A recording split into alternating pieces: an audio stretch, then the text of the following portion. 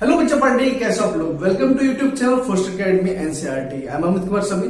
आज हम बात करेंगे क्लास 6 के 6 चैप्टर के बारे में, जिसका नाम है चेंजेस अराउंड अस। ठीक है, हम अपने डेली लाइफ में देखते हैं कि चारों तरफ कितने चेंजेस हमें देखने को मिलते हैं। ठीक है, कई बार कहीं अगर हम नहीं जाते हैं, उसके बाद काफी टाइम बाद जब हम जाते हैं तो वो जगह हमें बिल्कुल बदली हुई मिलती है। या फिर जब आप अपने रिलेटिव्स के पास जाते हैं और बहुत दिनों बाद वो आपको देखते हैं तो क्या बोलते हैं, अरे तो इतना बड़ा हो गया।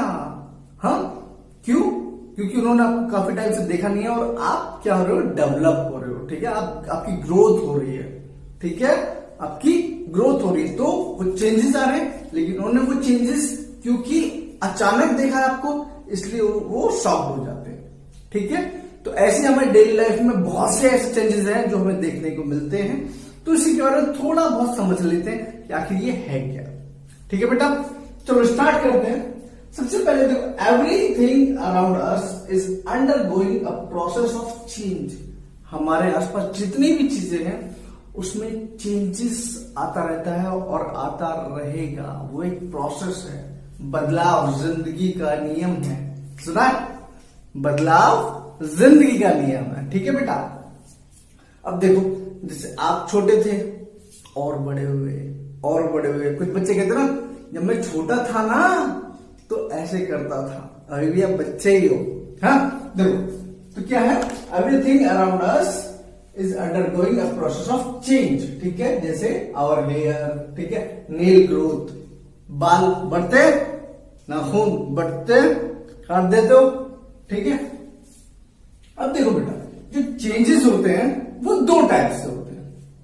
चेंजेस दो टाइप से होते हैं, एक तो टेम्पररी चेंज होता है और एक परमानेंट चेंज होता है। एक टेम्पररी चेंज होता है और एक परमानेंट चेंज होता है। जो टेम्पररी चेंज होता है वो क्या होता है बेटा, रिवर्सिबल होता है। क्या होता है, रिवर्सिबल। और रिवर्सिबल क्या होता है बेटा, रिवर्सिबल वो चेंज होता है जिसको आप रिवर्स कर सकते हो, मतलब दोबारा पहली वाली फॉर्म में वापस लेकर आ सकते हो।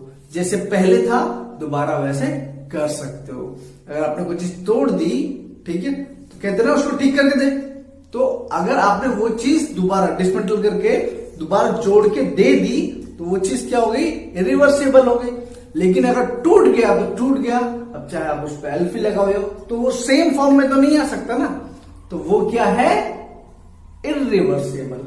ठीक है, तो जो दोबारा उसी फॉर्म में आ सकती है बेटा वो क्या है, रिवर्सिबल। और जो नहीं आ सकती है, एक बार चेंज हो गया तो हो गया, कुछ चीज टूट गई तो टूट गई, तो वो क्या है, इरिवर्सिबल। समझ में आ रहा है? देखो बेटा, रिवर्सिबल जैसे, ठीक है, वाटर इनटू आइस। हमने अगर पानी को बर्फ में कन्वर्ट कर दिया, आपने देखा होगा, आइस में कन्वर्ट कर दिया और उसके बाद उसको बाहर निकाल के थोड़ी देर छोड़ दो तो क्या हो जाएगा, दोबारा वो वाटर की फॉर्म में दोबारा चेंज हो जाएगा। तो वो क्या है बेटा, रिवर्सिबल रिएक्शन है, रिवर्सिबल चेंज है। ठीक है, दूसरा है बॉइलिंग ऑफ वाटर। अगर हम पानी है, वाटर है, ठीक है, अगर हम उसको, ठीक है, हीट करते हैं तो क्या होगा, उसके बाद अगर वो बॉईल होने लगा, उसके बाद थोड़ी देर रख दिया तो उसके बाद क्या होगा, वो नॉर्मल हो जाएगा। ठीक है, तो वो क्या है, रिवर्सिबल है। दोबारा बॉईल भी कर सकते हैं और दोबारा ठंडा भी कर सकते हैं, फिर बॉईल कर सकते हैं, फिर ठंडा कर सकते हैं। अब इरिवर्सिबल क्या है, अब देखो बेटा, इरिवर्सिबल में क्या है, बर्निंग ऑफ फ्यूल। ठीक है, अगर आप वुड है, ठीक है, पेट्रोल है, कुछ भी, अगर आप उसको जलाते हो तो जल गया तो जल गया, दोबारा वुड की फॉर्म में थोड़ी ना आ जाएगा, नहीं आएगा।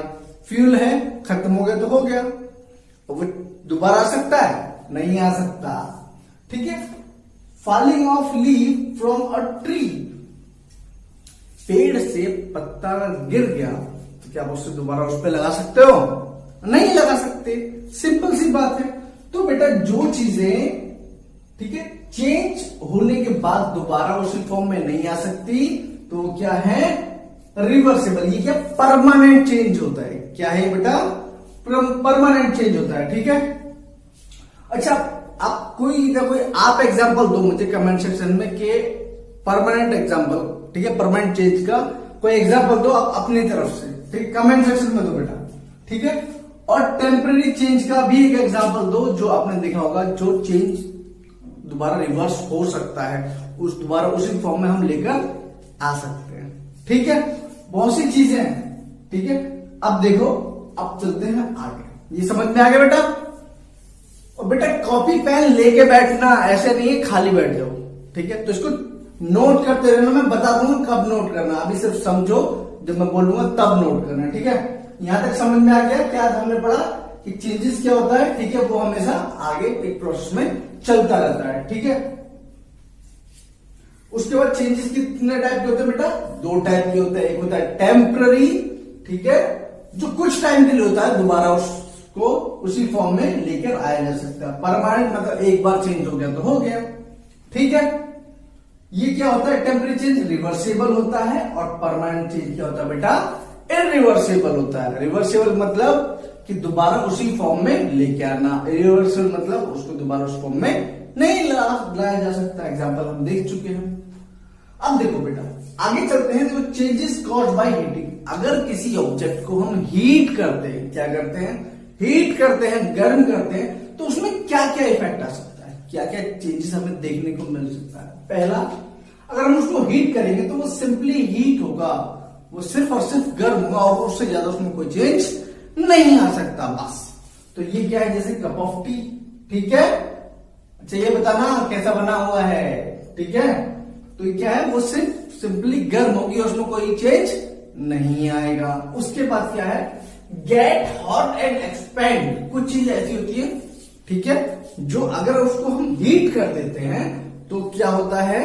वो, ठीक है, एक्सपेंड हो जाती है। ठीक है, जैसे मेटल जितने भी होते हैं, आपने देखा होगा जो हथौड़ा होता है, ठीक है, हथौड़ा होता है, वो क्या होता है? वो कैसे बनाया जाता है, या फिर चीजें क्या होता है? ये क्या हीट करके ये एक्सपेंड होती है तब जाके बनाई जाती है। जैसे एग्जांपल देता हूं, आपने ट्रेन देखी है, ठीक है, ट्रेन के नीचे की जो पटरी होती है, ठीक है, जिस पर ट्रेन चलती है, ठीक है, वो कुछ इस टाइप की होती है। अगर आपने नहीं देखा हो तो ये काफी, अगर दूर जाओगे तो इसमें बीच में गैप होता है बेटा। क्या होता है? गैप होता है। और ये किस लिए होता है? ताकि अगर हीट, जब गर्मियों में, ठीक है, जब इस पर ट्रेन चलती है तो क्या होता है? ये एक्सपेंड होता है। ठीक है, तो ये आपस में जुड़ जाता है। ठीक है, क्या बोल रहा हूं? ये आपस में जुड़ जाता है। हीट करने पे चीजें एक्सपेंड करती हैं। ठीक, आप YouTube पे अगर सर्च मारोगे तो आपको बहुत सी चीजें मिलती है। देखोगे आपने गर्म करके ऐसा ऐसा खूब मारते हैं, है ना, उसको बड़ा कर देते हैं। तो यहां क्या बताया? Get hot and expand. ठीक है, वो थोड़ा सा उसको एक्सपेंड कर देते, बढ़ा देते। थर्ड क्या है? थर्ड क्या हो सकता है? ठीक है, गेट हॉट एंड बर्न। उसको जला दिया, क्या हो गया बेटा? वो सिर्फ जल जाएगा। ठीक, गर्म और जल जाएगा। जैसे, ठीक है, पेपर है, ठीक है, पेपर है, ठीक है, इसको छोड़ दो, यहां मत लिखो, कोई बात नहीं, बात तो वही है। ठीक है, पेपर और फ्यूल, ठीक है, फ्यूल भी वही है। पेपर क्या होता है? अगर एक बार आग लग गई तो बर्न हो जाएगा, जल जाएगा। फ्यूल भी वही है। ठीक, वुड है, फ्यूल ही तो है, एक बार जल गया तो जल गया, तो उससे क्या होता है? वो बर्न, उसके बाद खत्म, उसका दोबारा नहीं दिखेगा। फोर्थ क्या है? किसी भी उसकी ऑब्जेक्ट है, उसकी स्टेट में चेंज होना है। अगर सॉलिड है तो वो लिक्विड में चेंज हो जाएगा, लिक्विड है तो गैस में चेंज हो जाएगा। ठीक है, जैसे आइस है, आइस क्या है? सॉलिड फॉर्म में होती है, उसके बाद वो वाटर की फॉर्म में, लिक्विड की फॉर्म में कन्वर्ट हो जाती है। ठीक है बेटा, तो हमने देखा ऑब्जेक्ट को हीट करने के बाद क्या क्या चीज हो सकती है? सिर्फ 4 चीजें आ सकती है। या तो वो सिर्फ और सिर्फ हीट होगा, या फिर हीट होगा और एक्सपेंड होगा, तीसरा हीट होगा और बर्न हो जाएगा, खत्म हो जाएगा, ठीक है, जल जाएगा।